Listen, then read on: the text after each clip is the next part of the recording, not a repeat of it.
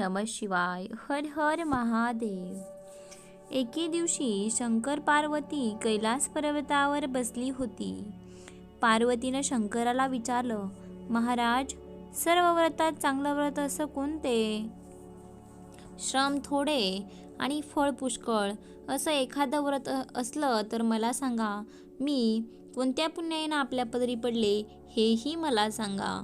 तेव्हा शंकर म्हणाले, जसा नक्षत्रात चंद्र श्रेष्ठ, ग्रहात सूर्य श्रेष्ठ, 4 वर्णात ब्राह्मण श्रेष्ठ, देवात विष्णू श्रेष्ठ, नद्यात गंगा श्रेष्ठ, त्याप्रमाणे हरितालिका व्रत हे सर्वात श्रेष्ठ आहे. ते तुला सांगतो. तेच तू पूर्वजन्मी हिमालय पर्वतावर केलंस आणि त्याच पुण्यानं तू मला प्राप्त झालीस. ते व्रत ऐक. हे व्रत भाद्रपद महिन्यातील पहिल्या तृतीयेला करावं लागतं. ते पूर्वी तू कसं केलंस ते मी तुला आता सांगतो. तू लहानपणी मी तुला प्राप्त व्हावं म्हणून मोठं तप केलंस. 64 वर्ष तर झाडाची पिकली पानं खाऊन होतीस. थंडी, पाऊस, ऊन ही तिन्ही दुःख सहन केलीस. हे तुझे श्रम पाहून तुझ्या बापाला फार दुःख झालं व अशी कन्या कोणाला द्यावी अशा त्याला चिंता पडली. इतक्यात तिथं नारद मुनी आले. हिमालयानं त्याची पूजा केली. येण्याचं कारण विचारलं तेव्हा नारद मुनी म्हणाले, तुझी कन्या उपमर झाली आहे. ती तू विष्णूला द्यावी. तोच तिचा योग्य वर.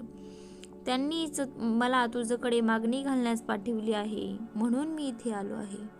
हिमालयाला मोठा आनंद झाला. त्यानं ही गोष्ट कबूल केली. नंतर नारद तेथून विष्णूकडे गेले. नारद गेल्यावर तुझ्या बापानं ती गोष्ट तुला सांगितली. ती गोष्ट तुला रुचली नाही, तू रागवलीस. असं पाहून तुझ्या सखीनं रागवण्याचं कारण विचारलं. तेव्हा तू सांगितलंस, महादेवा वाचून मला दुसरा पती नाही करायचा असा माझा निश्चय आहे. असं असून माझ्या बापानं मला विष्णूला द्यायचं कबूल केलं आहे.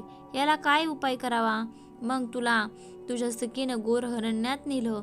तिथे एक नदी दृष्टीस पडली. जवळच एक गुहा आढळली. त्या गुहेत जाऊन तू उपवास केलास.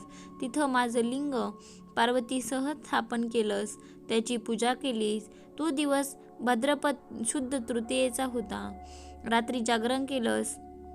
त्या पुण्यानं इथलं माझं आसन हल्लं. नंतर मी तिथं आलो. तुला दर्शन दिलं आणि वर मागण्यास सांगितलास.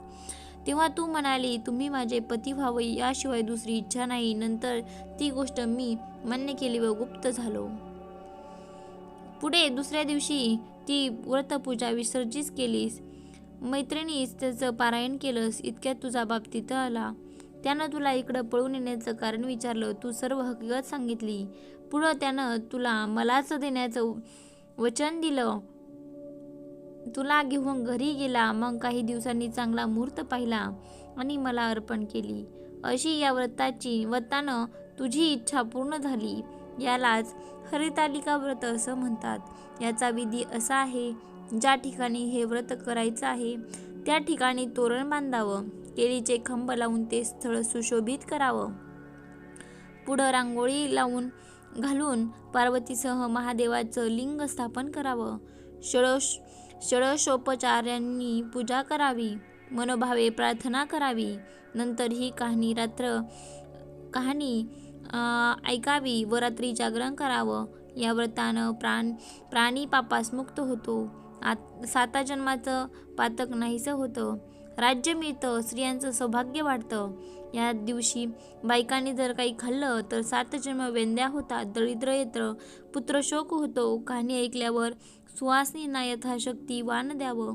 दुसरे दिवशी उत्तर पूजा करावी आणि व्रताचं विसर्जन करावं. ही 60 उत्तराची कहाणी 5 उत्तरी तेव्हा ब्राह्मणांच्या द्वारी, गाईच्या गोठी, पिंपळाच्या पारी, सुफळ संपूर्ण. ओम नमः शिवाय.